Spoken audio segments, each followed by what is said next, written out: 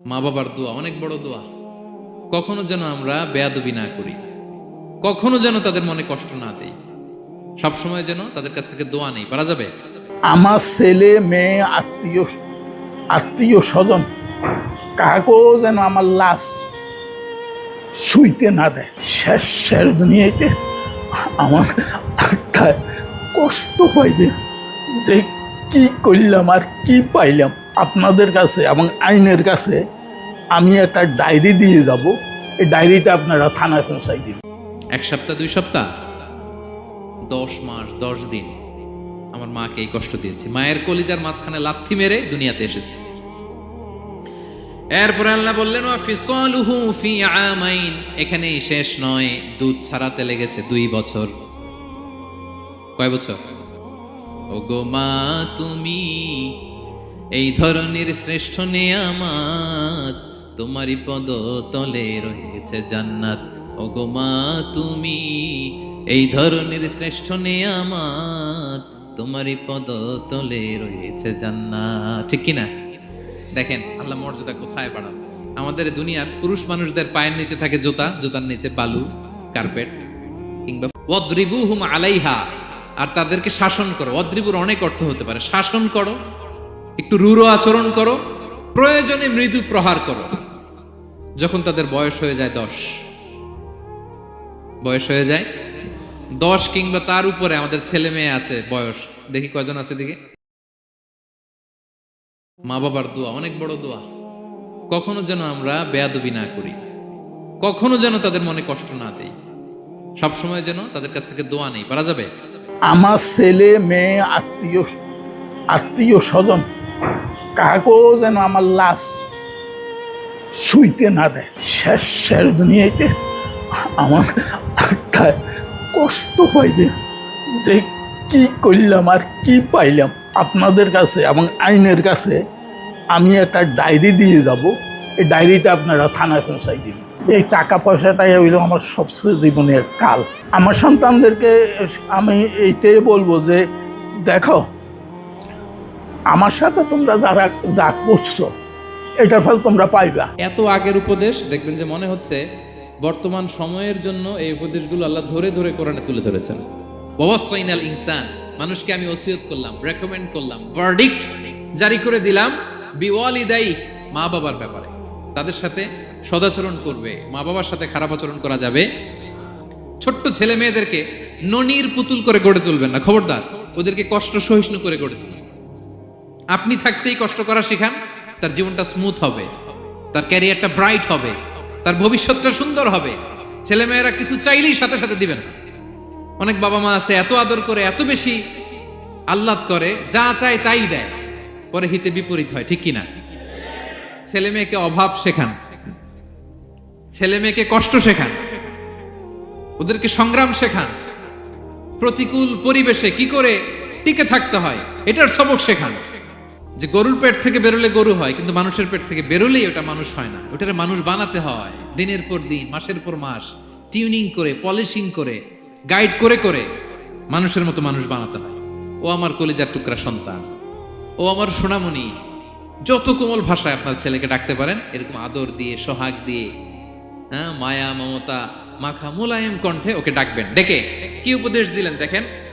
সাইয়েদনা লোকমান প্রথম উপদেশ দিলেন, ইয়া বুনাইয়া, আমার সন্তান, লা তুশরিক বিল্লাহ, ও আমার কলিজার টুকরা বাবা, আল্লাহর সাথে তুমি শিরক করো না। প্রথম উপদেশ, খবরদার আমার কলিজার টুকরা সন্তান, আল্লাহর সাথে শরীক করতে যেও না। আল্লাহর সমকক্ষ কাউকে মনে করো না। আল্লাহকে যেমনি বড় মনে করো, আল্লাহকে যেমনি রিজিক দাতা মনে করো, আল্লাহকে যেমনি পালন কর্তা মনে করো, গোটা বিশ্বের কোন সৃষ্টিকে এমন মনে করো না। লা তুশরিক বিল্লাহ, শিরক করো না। প্রথম অ্যাডভাইস দেখেন, প্রথম অ্যাডভাইসটা অনেক গুরুত্বপূর্ণ। আপনি শুধু বাবা হইলেই চলবে না। প্রিয় ভাইরা, সন্তান আল্লাহর দেয়া অনেক বড় নেয়ামত। আল্লাহু আকবার। নেককার সন্তান আল্লাহর কাছে চাইতে হয়, চেয়ে নিতে হয়। নবীরা দোয়া করেছেন, রব্বি হাবলি মিনাস সলিহিন, আল্লাহ নেককার সন্তান দেন। হে আল্লাহ, নেককার পুণ্যবান সন্তান দেন। আল্লাহ এমন সন্তান দেন যাদেরকে দেখলে আমাদের চোখ জুড়ায়। রব্বি জাআলনি মুকিমাস সলাতি ওয়া মিন যুররিয়াতি, আল্লাহ আমাকেও নামাজ কায়েমকারী বানান, আমার সন্তানকেও বানান। তো সন্তানের জন্য দোয়া করতে হয়, নেককার সন্তান চাইতে হয়। আপনারা যারা বিয়ে করেছেন এখনো সন্তান পান নাই, আল্লাহ তাআলা আপনাদেরকে অচিরেই এই সন্তান দান করে আপনাদেরকে ধন্য করুক। যারা এখনো বিয়ে করেননি, বিয়ের পরে আল্লাহ তাআলা আপনাদেরকে সন্তান দান করুক। এটা অনেক বড় নেয়ামা, এটা অনেক বড় নেয়ামা, এটা আল্লাহর কাছে চাইতে হয়। তো এই আলোচনাটা সবার সাথে প্রাসঙ্গিক। যারা বাবা তাদের তো লাগবে ইনস্ট্যান্ট, আজকে রাত্রে যেই শোনাইতে পারবেন। যারা বাবা হতে যাচ্ছেন তারাও আগে থেকে জেনে রাখলেন, ওয়েল প্রিপেয়ার্ড। আর যারা এখনো বিয়েই করেন নাই, প্ল্যান করে রাখেন যে এইটা আমি আমার ওয়াইফের সাথে প্ল্যান করে এই নাসিহাগুলো আমার সন্তানদেরকে আমরা শোনাবো। আপনার ছেলে মেয়ে কোন পথে চলবে এটা আপনাকে ঠিক করে দিতে হবে। ওরা এখন ছোট থেকে যদি এই তাকওয়ার সফটওয়্যারকে ইনস্টল করে দেন, ওই সফটওয়্যার দিয়ে তার জীবন চলবে, ঠিক কিনা? হ্যাঁ, ওরা যখন ছোট থাকে কাদা মাটির মতো থাকে। কাদা আর মাটিকে যেমন ডিজাইন করতে মনে চায় করা যায় না। একই কাদা মাটি দিয়ে বল বানানো যায়, ঘর বানানো যায়, পুতুল বানানো যায়, এটা বানানো যায়, অনেক কিছু বানানো যায়। কিন্তু এটা যখন শুকিয়ে শক্ত হয়ে যায় আর কিছু করা যায়? হ্যাঁ, আমাদের আঞ্চলিক ভাষায় বলে কাঁচা না নোয়ালে বাঁশ, পাকলে করে। ছোটবেলা থেকেই now this is the high time ওদেরকে এডুকেট করার, এখন মোক্ষম সময়। এটা আপনার রেসপন্সিবিলিটি বাবা হিসেবে করতেই হবে। নতুন প্রজন্মকে আমাদের বাঁচাতেই হবে, ঠিক কি না? মানুষের পেট থেকে বেরোলেই কেউ মানুষ হয় না। গরুর পেট থেকে যেটা বেরোয় এটা গরু, ছাগলের পেট থেকে বেরোলেই ছাগল হয়ে যায়, হাতির পেট থেকে বেরোলেই হাতি হয়ে যায়। কিন্তু মানুষের পেট থেকে একটা কিছু বেরোলেই ওটা মানুষ হয়, ওটার মানুষ বানাতে হয়। কি করতে হয়? মানুষ বানাতে হয়। গরুকে কেউ কোনোদিন বলে না তুই গরুর মতন গরু হ। ছাগলরে কেউ কোনোদিন কইছে যে তুই ছাগলের মতো ছাগল হ। কিন্তু এই মানুষকেই বলা হয় তুমি মানুষের মতো মানুষ হও, মানুষের মতো মানুষ হও। মানুষের মতো মানুষের বড্ড অভাব, ঠিক কিনা? তো আমাদের ছেলেমেয়েরা মানুষের মতো মানুষ হোক, আমরা চাই কি চাই না? এই উপদেশগুলো আমাদের দিতে হবে, ওদেরকে জানাতে হবে। ছোট্ট মানুষ অনেক কিছুই বুঝে না, ওদেরকে কোনটা সত্যবাদিতা, কোনটা ন্যায়পরায়ণতা, কোনটা আমানতদারিতা, কোনটা চুরি ধরে ধরে বোঝাতে হয়। আমাদের ছোট্ট সোনামণিরা দেখবেন ছোটবেলায় ওই ছোট অবস্থায় যারা থাকে, ছোট স্কুলে যায়, স্কুলে যে আরেকজনের পেন্সিল ব্যাগে করে নিয়ে আসে দেখবেন। মানে ওরে দিচ্ছেন আপনি ব্লু কালারের, ওর এটা ভালো লাগে নাই, ওর ভালো লাগছে পিঙ্ক কালারের একটা, তো আরেকজনের পিঙ্ক কালারের পেন্সিল ব্যাগে করে নিয়ে আসছে, রাবার নিয়ে আসছে। ও খারাপ মনে আনে নাই, কারণ ও জানে না, ও ভাবছে যেটা সুন্দর লাগে ওইটাই মনে হয় আমার। কিন্তু অন্যের জিনিস যে না বলে নিয়ে আসলে এটারে চুরি বলে, ও এটা জানেই না। তো এগুলো ওদেরকে জানানোর, শিখানোর দরকার আছে না নাই? দায়িত্বটা কার? বাবা মায়ের। আমার প্রিয় ভাইয়েরা, সন্তানদেরকে যেন আমরা গাইড করি, ইনস্ট্রাক্ট করি, আমরা যেন ওদেরকে শিখাই কোনটা সত্য কোনটা মিথ্যা। এখন তো এই যে সোশ্যাল মিডিয়ার যুগ, এটা ছাড়া খেতেই চায় না, তাই না? ঘুমাতেই চায় না। সে কি দেখে এটা আপনার জানতে হবে। সে কোথায় যায়, সে কার সাথে মেশে, সে কোন সাইটগুলো ব্রাউজ করে, এটা বাবা হিসেবে জানার দরকার আছে না নাই? প্যারেন্টিং কন্ট্রোলের একটা ব্যবস্থাপনা আছে, আপনি কন্ট্রোল করে দিতে পারবেন। আপনি সাইন করে দিবেন ইউটিউবে আপনার জিমেল দিয়ে, ও কি দেখে আপনি সব চেক করতে পারবেন হিস্ট্রিতে। যুগ যেমন, ওই যুগের মেডিসিনও তেমন, ওইভাবে আপনাকে নিয়ন্ত্রণ করতে হবে। কারণ এই যুগে আমাদের তরুণ শিশু কিশোররা এত এত চ্যালেঞ্জের সম্মুখীন হচ্ছে যেটা আগে কখনো হয় নাই। The world is changing so fast, it's very difficult to handle our teenagers. ওদের প্রশ্ন শুনলে আপনি অবাক হয়ে যাবেন। আমি উত্তর দিতে পারি না মাঝে মাঝে, আমার ছোট মেয়ের অনেক প্রশ্নের উত্তর দিতে পারি না, মানে পারি, ও মানতে চায় না, আরবিও করে, এমন এমন কথা বলে যেগুলো আমরা 10-15 বছর বয়সেও শিখি নাই। আজকে 5-6 বছরের ছোট বাচ্চা, ছেলে মেয়ে আপনাকে এমন প্রশ্ন করবে আপনি অবাক হয়ে যাবেন। এজন্য ছোটবেলা থেকেই ওদের মন মস্তিষ্কের ভেতরে এই ইসলামের শিক্ষাটা ঢুকাই দিতে হবে আমার ভাইয়েরা।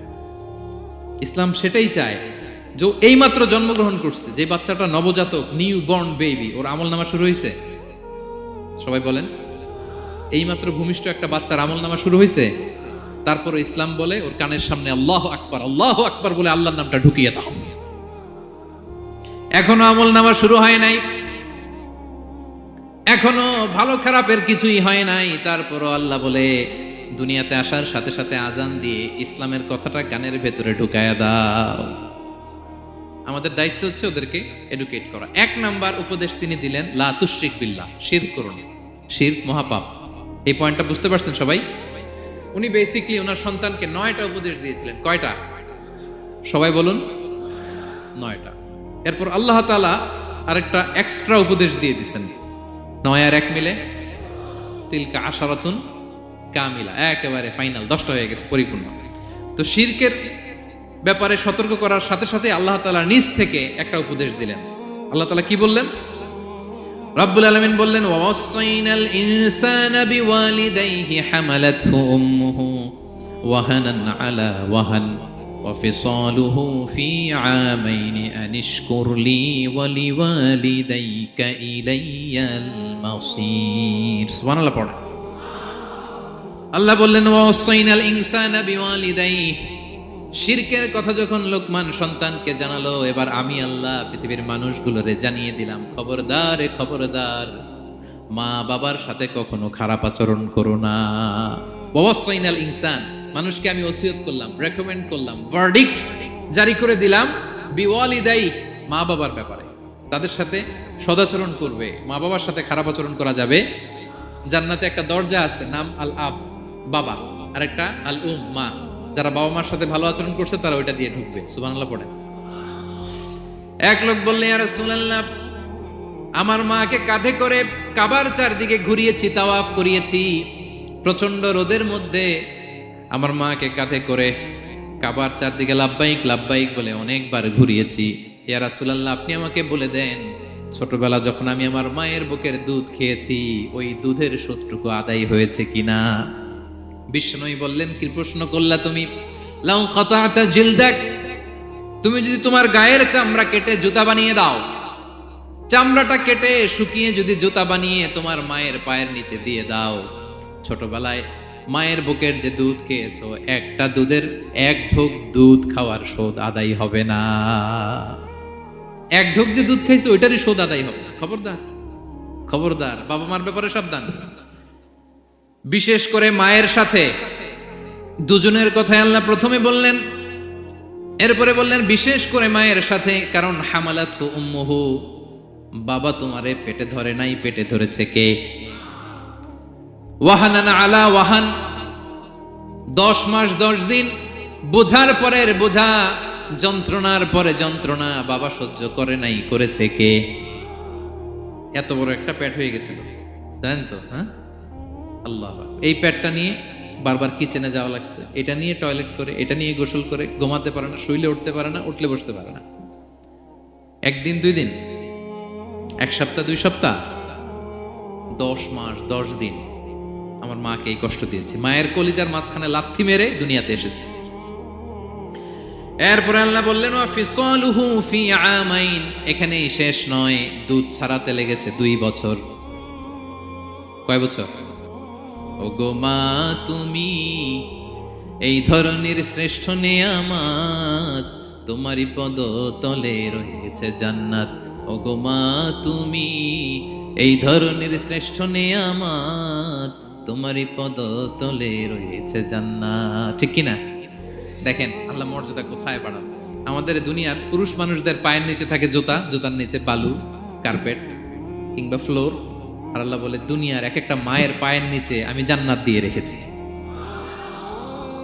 এই পৃথিবীটারে 100 বার বিক্রি করলে জান্নাতের একটা চেয়ারের দাম হবে? বুঝে শুনে উত্তর দিবেন। এই পৃথিবীটাকে, পৃথিবীর যে সম্পদ, এটা এস্টিমেশন করে, হ্যাঁ, 1000 বার বিক্রি করলে যে দামটা হবে, ওই দাম দিয়ে জান্নাতের একটা চেয়ারের দাম হবে? এই পৃথিবীরে 10,000 কোটি বার বিক্রি করলে যেই অ্যাসেট হবে, যে অ্যামাউন্ট হবে, ভ্যালিউ হবে, ওই দাম দিয়ে জান্নাতের একটা টেবিলের দাম হবে? আর যেই জান্নাত, পুরো জান্নাতটা মায়ের পায়ের নিচে পড়ে আছে, ওই পা দুইটার দাম কত? সুবহানাল্লাহ পড়বেন না? মা বাবার দোয়া অনেক বড় দোয়া। কখনো যেন আমরা বেয়াদবি না করি, কখনো যেন তাদের মনে কষ্ট না দেই, সবসময় যেন তাদের কাছ থেকে দোয়া নেই। পারা যাবে? এটা আল্লাহ তাআলা ঢুকিয়ে দিলেন। তাহলে সাইয়েদনা লোকমান প্রথমে বলল, বাবা শিরক করো না। এরপরে রব্বুল আলামিন বললেন, শিরকের পরে তোমাদের সবচাইতে বড় দায়িত্ব যে বাবা মা তোমাদের জন্য এত কষ্ট করেছে তাদের সাথে খারাপ আচরণ করো না। দুইটা হয়ে গেল, কয়টা? আওয়াজ করে বলেন কয়টা? 3 নম্বরে সাইয়েদনা লোকমান আলাইহিস সালাম ছেলেকে বললেন, ইয়া বুনাইয়া ইন্নাহা ইন তাকু মিসকালা হাববাতিন মিন খারদালিন ফাতাকুম ফি সখরাতিন আও ফিস সামাওয়াতি আও ফিল আরদি ইয়াতি বিহাল্লাহ ইন্নাল্লাহা লাতীফুন খাবীর। 3 নম্বরে সাইয়েদনা লোকমান বললেন, বাবা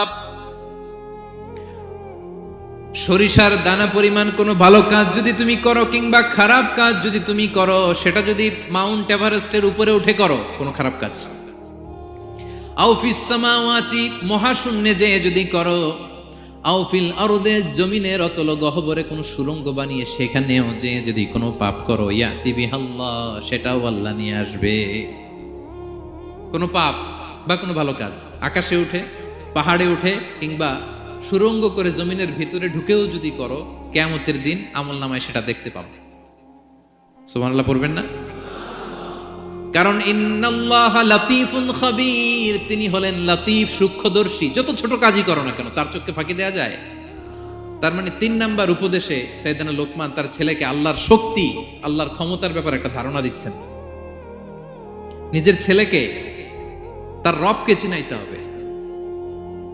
আমাদের রবকে আমাদের চিনার দরকার আছে না নাই? ছেলেকে বোঝাবেন, বাবা ওই যে তুমি মসজিদে আমার সাথে যে সেজদা দাও, কারে দাও জানো?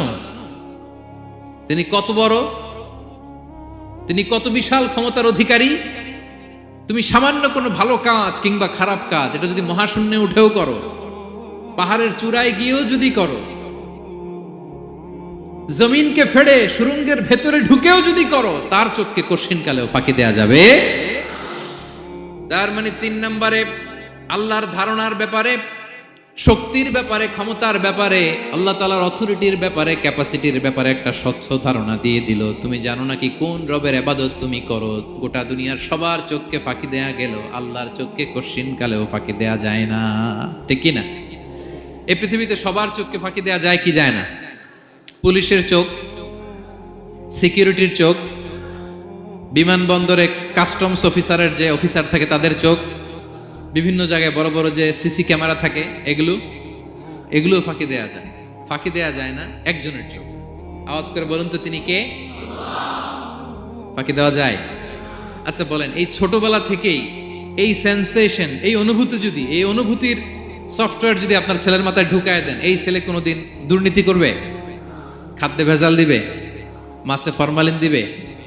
প্রতিবেশীকে কষ্ট দিবে? অনিয়ম করবে? অন্যের অধিকার হরণ করবে না। এজন্য ছোটবেলা থেকেই তার রবকে চিনাই দিতে হবে, রবকে চিনাই দিতে হবে। 3 নম্বরে ছেলেকে তিনি বললেন, বাবা অতি ক্ষুদ্র ভালো কাজ কিংবা খারাপ কাজ যেখানেই করো না কেন, কিয়ামতের দিন সেটা তুমি দেখবা। তার মানে তখন থেকে সে বুঝবে, আমি যাই করি না কেন ভালো করলে এটার একটা প্রতিদান, একটা রিওয়ার্ড আমি পাবো, ঠিক না? আর খারাপ যদি করি এটার শাস্তি আমাকে ভোগ করতেই হবে। আল্লাহর সুপ্রিম কোর্টের কাঠগড়ায় আমাকে দাঁড়াতেই হবে। নিক্তি পাল্লা, মাওয়াজিন আল কিসত, ন্যায়ের মানদণ্ড আল্লাহ সেদিন স্থাপন করবেন। আমরা যেটা মিজানের পাল্লা বলি, এটা মূলত ন্যায়ের মানদণ্ড। সামান্য ক্ষুদ্রাতি ক্ষুদ্র জিনিস দিলেও ওইখানে টের পাওয়া যায়। সুবহানাল্লাহ পড়েন। আচ্ছা আমরা যে চাল কিনি, ডাল কিনি, ধরেন 10 কেজি চালের একটা বস্তা কিনছি, দেখবেন যে অনেক সময় মাপটা একুরেট হয় না। 10 কেজির চেয়ে হয়তো একটু বেশি অথবা হয়তো একটু কম, এরকম হয় না অনেক সময়? 5 কেজি কিনছেন এক দোকান থেকে, আরেক জায়গায় যে ভালোভাবে মাপ দিয়ে দেখবেন যে একটু বেশি হয়েছে অথবা একটু কম হয়েছে, ঠিক কিনা? আল্লাহ যে মিজানের পাল্লা সেদিন বসাবেন, ওইখানেও তো এরকম হবে। হ্যাঁ, কেমন হবে? فَمَن يَعْمَلْ مِثْقَالَ ذَرَّةٍ خَيْرًا يَرَهُ, পড়ুন, وَمَن يَعْمَلْ مِثْقَالَ ذَرَّةٍ شَرًّا يَرَهُ। ক্ষুদ্রাতি ক্ষুদ্র জাররা তথা অনুপরিমাণ ভালো যদি করো, সেটাও সেদিন নিক্তি পাল্লায়, মিজানের দাড়ি পাল্লায় দেখতে পাবা। ক্ষুদ্রাতি ক্ষুদ্র খারাপও যদি করো, সেদিনও মিজানের পাল্লায় সেটা তুলে দিবে কে? জাররা মানে খুবই ক্ষুদ্র, কতটুকু ক্ষুদ্র আমি উদাহরণ দিয়ে বুঝাই। শীতের সকালে টিনের ঘরে যারা কোনোদিন থেকেছেন, এখানে তো শীত নাই, মালয়েশিয়াতে সারা বছর গরম, শীতের সিজনের কথা মনে আছে তো আপনাদের? না মালয়েশিয়া থাইকা সব ভুলে গেছেন? শীতকাল শীতকাল মনে আছে? হ্যাঁ, শীতের সকালে টিনের ঘরে যদি কখনো থাকেন, দেখবেন যে টিনের ঘরে ছিদ্র থাকে, ওই ছিদ্র দিয়ে সূর্যের আলো ঢুকে, রশ্মি। মনে পড়ছে? শীতের সকাল টিনের ছিদ্র দিয়ে দেখবেন চিকন একটা সূর্যের রশ্মি ঢুকছে। ওইটার কাছে গেলে দেখা যায় সামান্য ধুলাবালি, কেমন যেন ডাস্ট উড়ে এটার মধ্যে। অন্যদিকে কিন্তু দেখা যায় না, এদিকে নাই, কিন্তু ওই ছিদ্রটার কাছে গেলে দেখা যায় আলো যেদিক থেকে পড়ছে নিচ পর্যন্ত পুরোটার মধ্যে ধূলিকণা। আসলে ধূলিকণা কি শুধু এদিকেই না, পুরা ঘরেই আছে, ওইদিকে আলো পড়ছে, ওইটা দেখা যায়। ওই যে ছোট্ট সূর্য রশ্মির মধ্যে কাছে গেলে যে ছোট্ট ছোট্ট ধূলিকণা দেখা যায়, ওইটার নাম হচ্ছে যাররা। যাররা ফামাইয়া আমাল মিসকালা যাররাতিন খাইরান ইয়ারা। এই ধূলিকণার ডাস্টের যাররা পরিমাণ ভালো করলে সেটাও দেখতে পাবা, আবার যাররা পরিমাণ খারাপ করলে সেদিন কিয়ামতের ময়দানে মিজানের পাল্লায় সেটাও দেখতে পাবা। পড়েন সুবহানাল্লাহ। তার মানে 3 নম্বরে ছেলেকে আল্লাহর শক্তি আর সম্ভাবনা সম্পর্কে সতর্ক করলেন, জানান দিয়ে বললেন, বাবা যেটাই করো না কেন সবার চোখকে ফাঁকি দেওয়া যায় না, একজনের চোখ, তিনি কে? কয়টা গেল উপদেশ? সবাই বলুন তো কয়টা? 3টা। 4 নম্বরে লোকমান আলাইহিস সালাম বললেন, ইয়া বুনাইয়া আকিমিস সালাহ, ও আমার সন্তান, 4 নম্বরে উপদেশ হলো তোমাকে নামাজ কায়েম করতে হবে। নামাজ, সবার আগে নামাজ। কাজকে বলে দাও আমার নামাজ আছে, নামাজকে বলো না কাজ আছে, ঠিক কি না? সালাত কায়েম করো, সালাত কায়েম করো, হবে জান্নাতি তুমি, হবে জান্নাতি তুমি, দিবে কাল হাসরে শীতল ছায়া আরশে আজিম, রব্বিয়াল আলা রব্বিয়াল আযীম, রব্বিয়াল আলা রব্বিয়াল আযীম। সুবহানাল্লাহ পড়েন। 4 নম্বরে আকিমিস সালাহ, ও আমার কলিজার টুকরা সন্তান, নামাজ কায়েম করো। নামাজ কিয়ামতের ময়দানে সর্বপ্রথম যে জিনিসটার হিসেব আল্লাহ চাইবেন, ওটা কি? সবাই বলেন একসাথে, সেটা কি? বিশ্বনবী ইন্তেকালের আগে বললেন, আস-সালাত আস-সালাত